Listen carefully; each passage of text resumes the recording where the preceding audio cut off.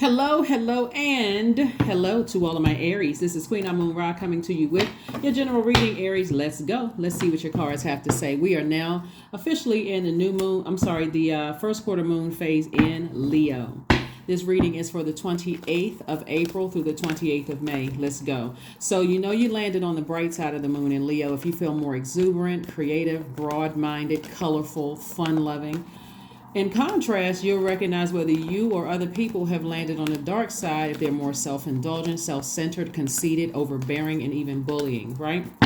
Be very careful, Aries. The energy that I'm picking up from your cards before I even lay them out is that you are operating in a good space. You got to be careful of the energies around you. You got to be careful of the energies around you. You're a fire sign. Leo is also a fire sign. Somebody is overthinking something already. Here we have the Four of Cups. We also have the Nine of Wands. We have the Ace of Wands, the Page of Swords. We also have the Hermit card. So when I say overthinking something, right, I've felt it before I even laid the cards. That's why I like to shuffle them in front of you all. This Four of Cups right here lets me know that somebody is ruminating over something emotional, right? So your third eye is already open. And so somebody already feels some kind of way, but the anxiety that you may be feeling about a situation, will go away sooner if you don't keep replaying it over and over and over again. See how this person is looking back? Like this person has already been through a storm. They've already been through some kind of an awakening, whether somebody said or did something or whatever. And, you know, you don't want to keep repeating cycles by saying, well, it's not going to be that bad. Maybe things have calmed down. I'm in a better mood right now. Source is saying you're already on the other side. Just leave it. Just leave it, leave it, leave it, right? So again, your third eye is wide open. And the emotional part can be about love. It can be about, when we're talking about emotions, it could be a wide range of emotions. For whatever reason, it could be attached to somebody that you love who's hurt, and that could pull you back through this right here. But source is like, you're going to have to let whoever you love that's in this right here, you can be that light to them. You know what I mean? Like, let's say you work with some people where you get along with one person, but you don't get along with another person, right? And so that person that you don't get along with, you're already on the other side of it. It's like, I've been burned too many times. I'm not going to put myself back into a situation. And this could be, you can apply this to your personal and your professional. I'm not going to put myself back in a situation where, I'm replaying. I'm triggered all over again, right? So it's like you like here saying, I'm showing you to the light. Like you're like waiting for people that you care about or people that you love. I'm showing you over here. You don't have to gossip about people, none of that. Just like, nah, I prefer not to. It's kind of like, saying it's family events. Who's going to be over there? I need to know who's going to be over there because I don't want to be triggered, right? But a lot of times people will go into a whole story about what happened, all that's giving life to something, and it's burning through your money. Additional streams of income is cutting and burning through your own money when you're talking about it and overthinking. So the anxiety about something is coming to an end. Like I said, you've already, some kind of somebody may feel like something is coming to an end. Here we have the Empress card. We have the Hermit card, the Empress card. We also have the Star card. We have the Lovers card. We have the Hierophant card, and also the Temperance card. Somebody has already made a decision. Hey, I'm not going back through something again. I've decided the bridge has been burned. I'm not going back, whether it's in your personal or your professional life. And, I'll be fine without it. I'll be fine without it. The Hermit card, if you remember the last full moon that we had, not the one that we had on the 6th, Aries, that was a full moon in Libra, right? But the one before that, we had it in Virgo. Virgo reminded everybody that you're whole and complete and that you are good enough without the heaviness on your scales. The scales would be Libra, right? So that you are worthy, right? Of whatever it is. You're worthy of love. You're worthy of being inspired. You're worthy of being motivated. You're worthy of clarity and communication. It's almost like, if you burned me or you did something and I'm not clear as to why, or I feel unclear, not necessarily just that they burned you, could have burned you out. They could have exhausted you in some degree. There could have been a conversation, something could have been clear. So somebody is saying, I have decided I need to move on, right? I've made a decision. This is Lover's card. I've made a decision to move on. you moving on. That's why God says don't even go back through it, because now I made a decision. So I see somebody either going into business with somebody or going into a romantic relationship, with twin flame situation. I've decided not to go back through some things that have burned me. Even if it's somebody I love is still going through something, I can always be that guide for them to say, hey, let's not talk about that, because it's so much better on the other side. Right here we have the Temperance card. So somebody's decided to take the high road. I mean, like, when I say high road, I don't mean the three-dimensional high road. What I mean by that is somebody decided to ascend higher. And so the ascension is not, ascending higher doesn't mean talk. It means that you're not talking about it anymore. It means every time the thought comes across your mind, I'm focusing on something else, right? So somebody is definitely at a higher mind. And it could be about a couple of things. It could be about an Aquarius. It could be about a Virgo. It could be about a Gemini. It could be about a Sagittarius. It could be about a Taurus. It really could be about any sign. And the reason why I talk about pulling birth charts so much is because you got to see what sets you apart from other Aries. Like, you may handle something when you're going through stressors. You and your friend, both of you all could be Aries, could handle it totally different. Emotionally could handle it totally different. Both of you all by default are Aries, right? And so your energy is directed outward. Your symbol is a ram. But for them, they may need some time and space to kind of nurture themselves. You may not hear from them for a while. They may say, you know what, this thing stress me out, so I just need to be away from everybody. Where this one may feel like, okay, let me gather all my friends up and let's go to the club or go hang out or go to the movies or play or theater or whatever. This one over here may say, I need to go to the gym to work out hard for a couple of hours. So pull your birth chart, find out exactly what your moon sign is, and see exactly how you nurture yourself when you're in stressful situation. But somebody has definitely decided, I am not. This is why your ancestors are reaching through, and they're saying to you, you got a lot of things to be thankful for, a lot of blessings coming your way. You're very creative. You have a lot to be happy, a lot to be joyous about. So don't put yourself back in situations where you feel like you've been burned. You've been exhausted, drained. Don't put yourself back in about overthinking certain things or even talking about it. Right, so here we have the Ace of Wands, we have the Ten of Pentacles, the Seven of Wands, the Two of Pentacles, the Dame of Pentacles, and the King of Wands. So this Ten of Pentacles is like, again, if you want to put your fire up under something, put your fire up under an additional stream of income, and what your legacy is. When you leave this world, what do you want to be known for? There's a lot of money attached to all of your creativity. So you sitting around thinking about something where somebody's still nurturing something, with sources saying do a cord cutting ceremony, and or since you're a fire sign, do a burning bowl ceremony as often as you need to. Don't forget to get rid of everything that's connected to whatever you felt burned you or drained you or exhausted you or you're unclear about, or you feel like, I'm having a good day, but every time I think about this situation over here, I was levitating at first. Now I feel like somebody poked a pen in my ear, stuck a pen in my air balloon. Any of those situations, sources like, remove it from your life, because the immediate attention is your legacy. And again, if there are some people in your life that are still connected to you, like that you've still given some level of access to, and they are going through something, you're going to be better served on the other side of it, where you're saying, hey, come on over here. It's so much better on the other side when you focus on X, Y, and Z.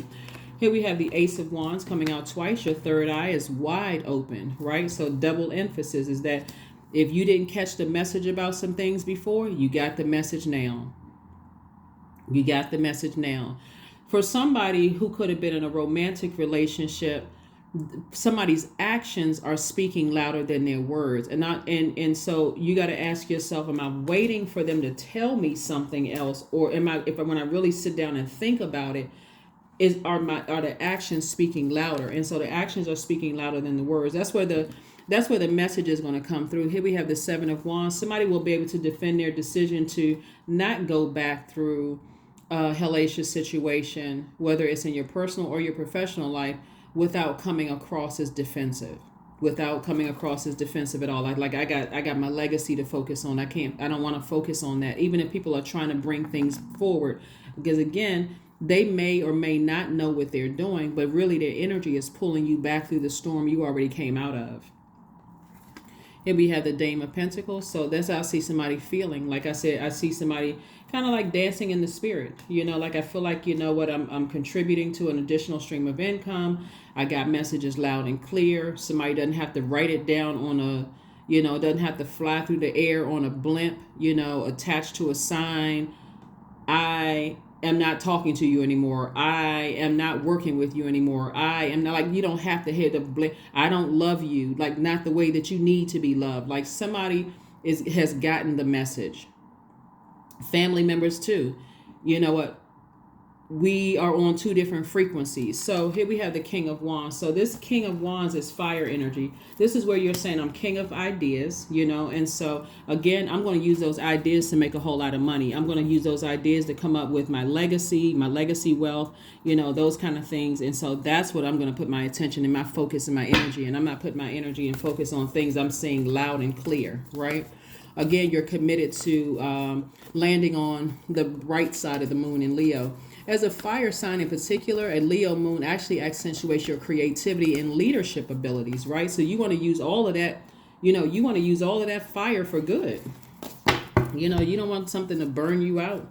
Nothing is yet set in stone, because somebody is still trying to somebody is still making a decision. Like somebody is still trying to, you know, make a decision, but the decision is yours. Right? You're at a higher mind. You're still trying to make some decisions about some things, right? So maybe there's an event coming up, depending on where you are in the world. Maybe there's some kind of a holiday or something coming up where you're still trying to make some decisions about some people, you know, family or whatever the case may be. But source is saying you have to make the decision, not them. You have to make the decision to move on from something.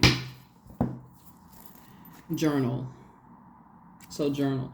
29 reduces to 11. So source is saying you have to take action, basically, because 11 is the number 11 symbolizes light, L-I-G-H-T, but it also symbolizes you getting off the fence and taking some kind of action to stay in your light, stay in your, you know, stay in your purpose. Why you're here on earth? Why are you here on earth, right? Knowing why you are here on earth. Let's see what else we got going on here. Aries, let's see what else we got going on. So somebody has definitely made a decision to just move on from something. A time to give rather than a time to take, right? This is where you're really giving yourselves a break. There's Virgo again and Virgo again. So Virgo is Virgo is ruled by Mercury. Mercury is currently retrograde. So the messages, you are receiving messages, right? And so they're coming across loud and clear. I know usually people get stressed around when Mercury when Mercury is retrograde, because they feel like, okay, they're not clear, the messages are garbled, but this because usually things are moving along in your mind at a faster pace. Mercury, no planet moves backwards, and it doesn't move at a slower pace. So it gives you an opportunity to slow down, to be in receiving mode of messages. You're already on the other side of something. Source is like, I'm sharing with you loud and clear. Like how many times does something need to happen before somebody really, really catches the message? Or are you waiting for something that's going to really cause you to just blow your top, like blow towards something? And so source is like, it doesn't have to be like that. You could just move on from something. And that's what I see. Like that 9 of wands, or the person that's kind of looking back, you know, out of something that could have recently happened. Somebody looking back at something. So it's like, you don't have to look back at it. It's over. Boundaries. Yep. 3, boundaries are sown even into the parts of who you are, for they are not to be crossed. That's right.